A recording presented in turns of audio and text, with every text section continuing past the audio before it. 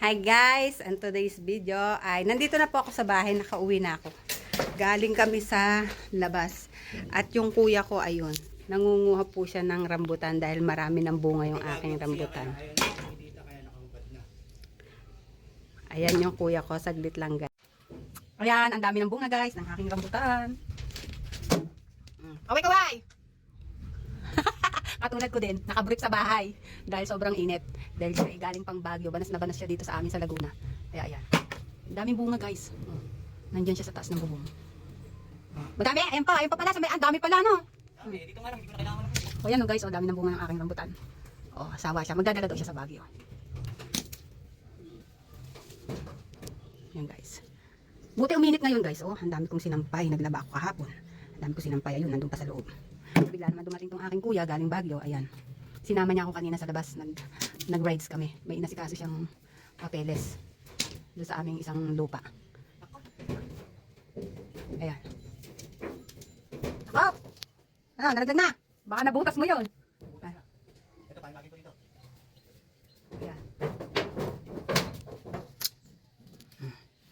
Dami. Hindi mo na alam kung alin ang kukunin mo, no? Ayan. Sinusum kita. Ayun, yung nasa pinakataas. Yun ang kunin mo, nasa pinakantaas. Unang nahinog yun eh. Ayan guys. Ayan, ang dami. Hinahagis lang na dito. Ang dami. Ayan, yung panungket. Tikman natin guys. Tikman natin. Matigas.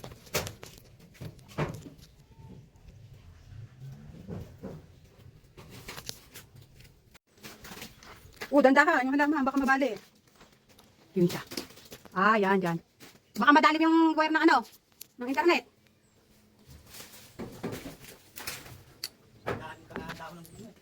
Kailangan nga linisin. Wala na.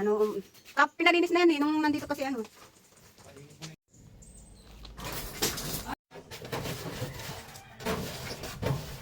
Daming dahon?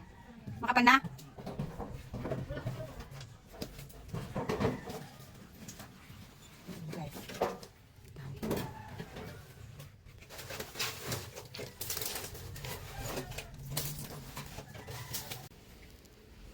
Yan guys, ang aking napanguha.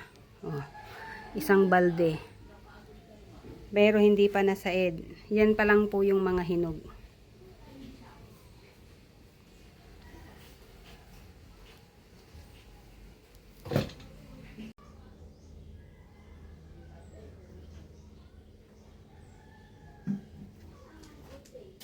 Okay, 70. Yan, sandaan sa kanila. Sandaan sa palengke yan.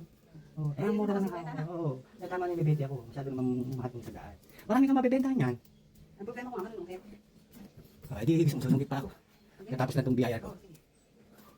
Pero pangkain nga lang din eh. May ilang kilo na kaya yan? Sa tingin mo. Tingin ko mga nasa Guys, ang dami. 7 kilo. Parang hindi. Buhatin mo. 10 na. Parang. Buhatin mo. Pwede rin.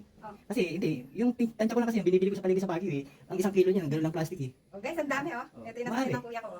Ito pa lang po yung hinog. Pero marami pa dun sa taas. Kasi hindi na niya abot dahil may isip yung aming panungkit. So ito lang yung na-harvest namin ngayon. Tara na guys, kain na! Siguro kung uubusin ko ngayon yung mga hinog, mga 2 ganyan pa. Talaga? Oo, nakita ko sa taas eh. Ang dami. 2 ganyan pa. Ba, kikita ka pa. Isang harvest pa yan. Pag nahinog pala lahat yan, abot ng mga nasa